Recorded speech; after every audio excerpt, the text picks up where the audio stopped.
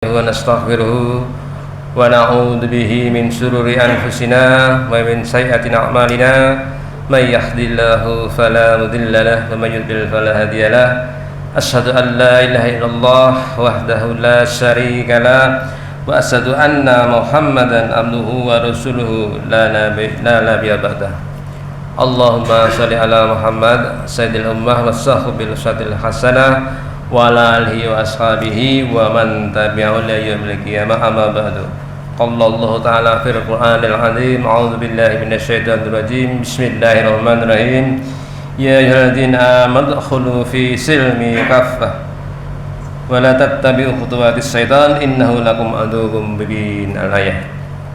Jamaah salat Jumat Masjid Baitul Arqam yang insyaallah dirahmati oleh Allah.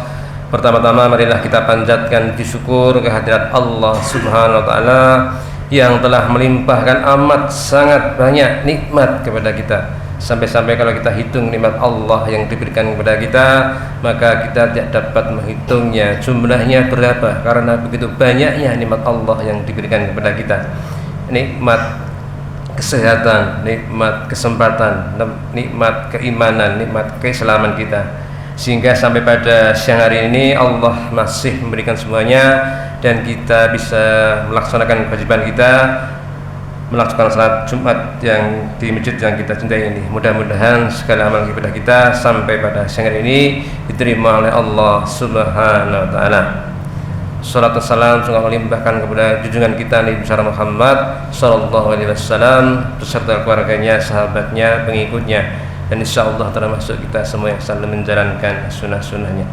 Jamaah yang berbahagia, ayat yang saya baca tadi adalah ayat yang sudah familiar mungkin ya di para jamaah sekalian, yaitu di surat Al-Baqarah ayat 208. Ya ayyuhalladzina amanu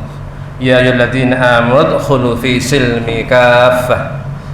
Jadi orang yang beriman diperintahkan oleh Allah untuk memasuki dalam agama kita secara keseluruhan, secara total. Jadi kalau kita memasuki masjid ini jangan hanya di emperan saja, jangan hanya di depan saja, tapi masuklah ke dalam masjid sehingga mengetahui tentang keadaan masjid, mengetahui tentang keindahan masjid, mengetahui tentang kelebihan dari masjid dan sebagainya. Di dalam agama Islam juga begitu, jangan memasuki agama Islam secara di pinggiran saja, itu secara total. Sehingga kita bisa memasuki agama Islam secara keseluruhan, secara total, secara totalitas, sehingga akan mengetahui makna kehidupan ini, makna kehidupan di dunia dan nanti di akhirat.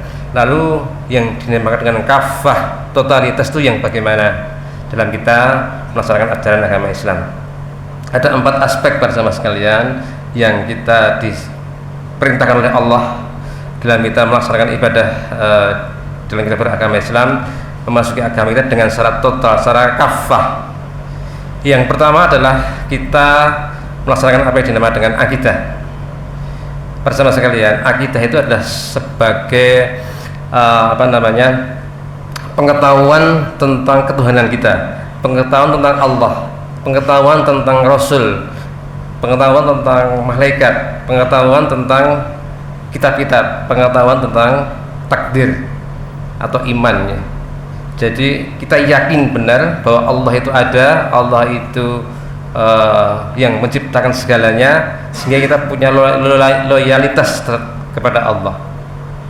Jadi kalau akidah kita baik, itu sebagai benih baik yang nanti akan menumbuhkan ke atasnya itu baik, akarnya juga baik. Jadi akidah ini adalah sebuah benih. Apabila baik akidahnya, maka semuanya akan baik. Oleh ibadah, muamalah, akhlak, insya Allah akan baik karena akidahnya baik. Sehingga akidah ini sangat penting dalam kita mempelajari agama Islam kita. Bersama sekalian, ada sebuah cerita yang menarik tentang seorang yang pada waktu itu ada sebuah kerumunan, orang itu menantang pada ulama Islam, ingin ngajak berdebat di sebuah kerumunan banyak orang. Kemudian dia naik suatu tempat yang agak tinggi, dia mengatakan, saya ingin berdebat dengan ulama muslim dan aku akan berdiskusi dengan dia. Kemudian seorang ulama besar Abu Hanifah itu datang dengan ya mungkin tidak terlalu besar, sangat sederhana, sangat rendah hati, dan dia mengatakan, apa yang kamu tanyakan wahai laki-laki? Beliau mengatakan begini, bagaimana mungkin ada suatu benda yang tidak ada awal baginya? Mereka ini ya orang-orang ateis ya, orang yang tidak percaya dengan adanya Tuhan. Bagaimana mungkin ada sebuah benda yang tidak berawal? Apa jawaban Abu Hanifah? Beliau mengatakan begini, kamu tahu bilangan nggak? Oh iya tahu, aku bilangan tahu. Angka berapa sebelum angka 1? Tidak ada. Itulah Allah. Angka berapa sebelum angka 1? Tidak ada, ya 0. Dan angka berapa yang paling besar? Tidak terhingga, tidak berakhir. Berapapun dihitung sampai biliunan, tidak berakhir terus. Itulah Allah. Kemudian para orang-orang bertepuk tangan sambil mengucapkan Allahu Akbar, Allahu Akbar. Itulah Allah yang tidak berawal dan tidak berakhir. Tapi masih ragu ini orang laki-laki ini dengan dia bertanya lagi kepada Abu Hanifah, "Hei Abu Hanifah, engkau tahu bahwa segala sesuatu yang ada ini harus memiliki tempat? Engkau tahu bahwa sesuatu benda ada yang memiliki tempat. Lalu tempatnya Allah itu di mana?" Gitu. Tempatnya Allah di mana? Karena segala sesuatu ada tempatnya. Menurut Abu Hanifah meminta susu secangkir gelas susu.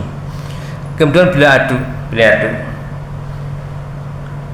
Kamu tahu, setelah saya aduk ada buih-buihnya, ada apa? Kalau bahasa Jawa ada umpluknya, ada buih-buihnya. Di mana tempat buih ini bertempat?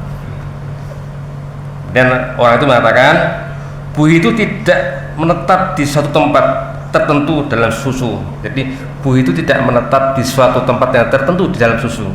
Kalau kita mengaduk susu ya, atau kopi mungkin itu ada buih di situ, tapi kita aduk lagi buihnya berganti di situ dan seterusnya. Jadi buih itu tidak menetap di suatu tempat yang tertentu. Itulah Allah. Bertepuk tangan para orang-orang melihat mendengar jawaban dari Abu Hanifah itu. Orang bersorak-sorai Allahu Akbar gitu. Kemudian masih terus masih berdebat terus. Orang ini mengatakan begini, sudah dipastikan segala bentuk, segala benda itu pasti mempunyai suatu arah tertentu.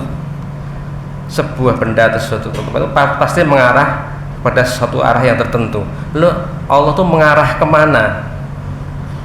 Kalau kita sekarang saya mengarah ke arah timur, Bapak ke arah barat. Lalu Allah tuh mengarah kemana? Abu Hanifah mengatakan, ambillah lentera.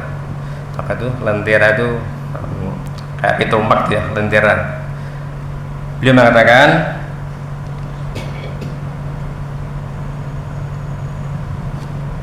ke arah mana cahaya lentera itu? Lalu laki-laki ini menjawab, cahaya itu merata ke semua arah. Jadi kalau kita menghidupkan lentera itu, cahaya itu menghadap ke semua arah. Itulah Allah. Laki-laki tepuk tangan para orang yang berkerumun, Allahu Akbar, Allahu Akbar. Dan beliau masih penasaran lagi bertanya kepada laki-laki itu, Hei Abu Hanifah, lalu gaweane Allah itu apa? Pekerjaan Allah itu apa? Kemudian Abu Hanifah menjawab, sekarang gini, gantian, aku yang ke atas, kamu yang di bawah sini. Gantian, aku yang menjawab terakhir nih, kamu yang di bawah, aku yang di atas. Dan berganti posisi. Laki-laki tadi ke bawah, kemudian Abu Hanifah ke atas, ke tempat yang atas. Perlu kamu ketahui, pekerjaan Allah adalah memuliakan orang beriman dan beramal soleh kepada Allah SWT dan Rasulnya. Dan Allah pekerjaannya adalah menghinakan orang-orang yang tidak beriman kepada Allah. Bertepuk tanganlah para penonton itu dan mengatakan Allahu Akbar, Allah. Laki-laki itu kemudian malu, kemudian dia pergi saja begitu saja. Itulah akidah, Bapak sekalian. Itu akidah yang harus kita tanamkan kepada anak-anak kita, kepada anak didik kita. Karena kita tidak boleh tahu, tidak boleh secara detail Allah di mana, tempatnya di mana, kemudian bentuknya seperti apa. Anak-anak seperti itu dulu waktu kita kecil ya. Karena anak-anak dilatih dibajak kemana, ke kebun bin, bawa yang gajah, macan, singa, itu buatan Allah, itu yang menciptakan Allah. Kita anak-anak dibelikan sepeda, itu adalah dibelikan ayah ibunya dengan rezeki Allah. Diajak ke pantai, lihat gelombang, itu Allah yang membuat. Itu ditanamkan sejak kecil dulu anak-anak kita tentang akidah. Makanya dulu 60 tahun yang lalu ada peristiwa besar G30 SPKI, itu mereka mengkikis akidah itu di TK-TK. Guru-guru mengatakan, anak-anak minta pada Tuhan, aku minta permen, ya Tuhan aku minta permen, tidak dikasih. Coba kamu minta, Bu Guru berikan aku permen, dikasih. Jadi Tuhan itu tidak ada. Itu dulu Pak, dikikis oleh orang-orang tertentu yang mengkikis akidah anak-anak umat Muslim di sini, sehingga tidak mengenal adanya Tuhan. Dulu katanya Pak siapa di Jogokaryan itu ada lapangan yang dulu ada ketoprak itu dengan lakon Gusti Allah meninggal dunia atau gimana gitu. Zaman tahun 65 itu, dengan ketoprak dengan lakonnya itu meninggalnya Gusti Allah. Itu masa lalu. Makanya akidah itu sangat penting di dalam kita beragama. Sehingga yang pertama adalah akidah yang kita tanamkan dalam diri kita. Aspek yang kedua bersama saya untuk masuk dalam agama Islam secara total adalah ibadah. Jelas ya, ibadah adalah sebuah ritual pengabdian kepada Allah yang sudah diberikan aturan untuk pelaksanaannya, baik dalam Quran dan hadis dan sunnah Rasul. Ibadah ini kalau akidahnya baik, insya Allah ibadah juga baik. Atau dalam arti yang luas, ibadah itu adalah sesuatu yang dicintai Allah, itu adalah ibadah. Sesuatu yang dicintai Allah itu adalah ibadah. Sehingga kalau akidahnya baik, insya Allah kita takut meninggalkan ibadah. Semuanya suatu kali waktu baca Al-Quran, puasa Ramadan, itu insya Allah kalau akidahnya baik akan menumbuhkan sebuah ibadah yang baik. Dan dalam konteks ibadah ini, kalau akidahnya kuat, insya Allah dalam beribadah kita punya rasa cinta kepada Allah, dan kita berdoa itu cinta kepada Allah. Yang kedua adalah kita takut kepada Allah, dan yang ketiga kita mengharapkan sesuatu kepada Allah. Di dalam kita beribadah itu ada tiga hal yang seperti kita cinta akan Allah, kemudian takut kepada Allah, dengan berharap kepada Allah. Yang kedua adalah aspek ibadah. Yang ketiga, bersama sekalian, dalam kita beragama itu harus muamalah, ya. Muamalah itu penting, ya. Jadi akidah, ibadah. Yang ketiga adalah muamalah, mengatur pergaulan hidup manusia di atas bumi. Jadi mengatur kehidupan kita, berinteraksi dengan tetangga, dengan relasi dengan masyarakat, itu ada aturannya dalam agama kita. Kita mengatakan sudah perjanjian, kita mengadakan sebuah jual beli dan sebagainya, itu adalah merupakan muamalah yang diberikan dalam agama kita. Bagaimana dalam bermuamalah itu kita sesuai dengan syariat Islam. Kita jual beli, kita pinjam meminjam, ya. Apakah ada riba di situ? Apakah ada horor di situ? Ada sifat judi dan sebagainya? Itu diatur oleh agama kita, yaitu muamalah.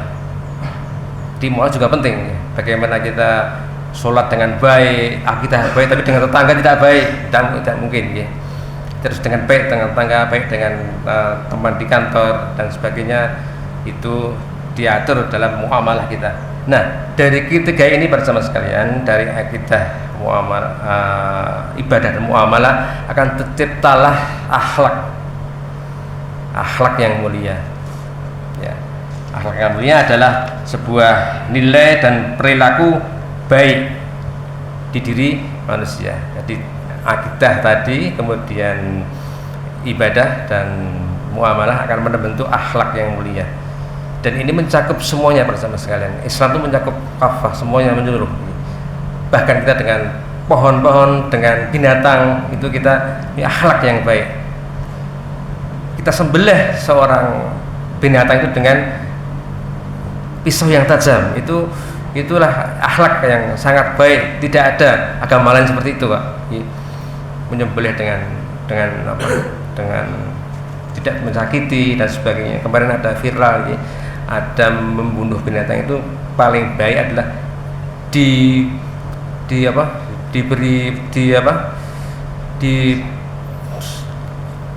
semaput dapat tidak sadarkan diri, ditembak dulu, ditembak sehingga dia tidak sadar, baru disembelih.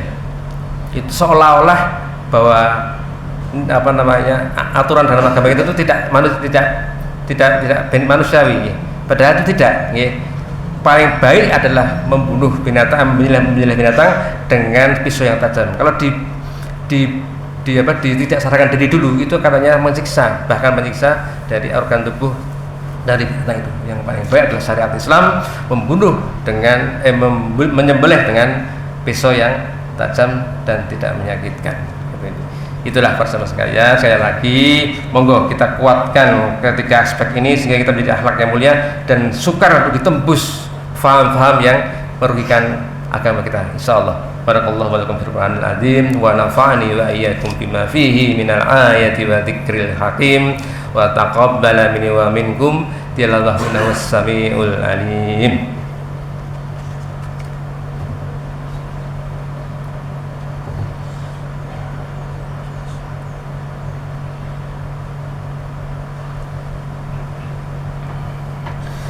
Alhamdulillahilladzi arsala rasulahu bil huda wa dinil haqq liyudhhirahu ala din kullihi wal karihal kafirun. Asyhadu an la ilaha illallah wahdahu la syarika lah wa asyhadu anna Muhammadan abduhu wa rasuluhu la nabiyya ba'dah. Allahumma shalli ala Muhammad sayyidil ummah wa sahibil uswatil hasanah wa ala alihi wa ashabihi wa man tabi'ahu illa yaumil qiyamah, amma ba'du. Fa ibadallah ittaqullah haqqa tuqatih wa la tamutunna illa wa antum muslimun. Qala Allah ta'ala fil Qur'anil azim, a'udzu billahi minasyaitonir rajim. Innallaha wa malaikatahu yusholluna 'alan nabi ya ayyuhalladzina amanu shollu 'alaihi wa sallimu taslima.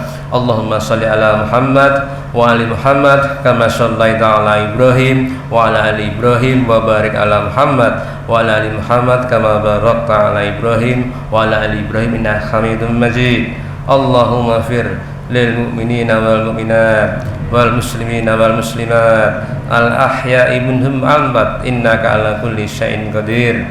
Allahumma inna nas'aluka al huda wa tuqa wa afafa wa ghina.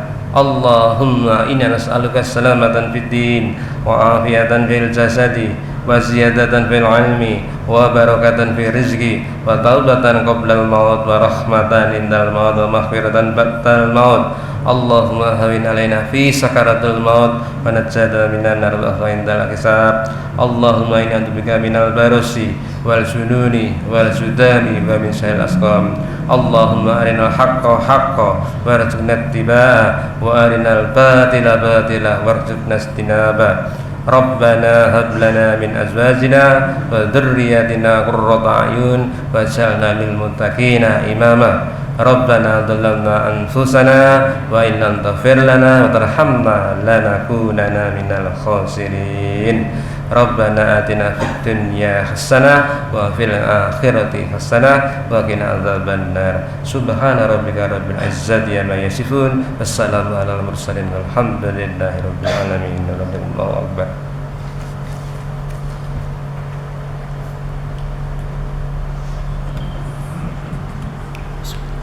Allahu akbar. Allah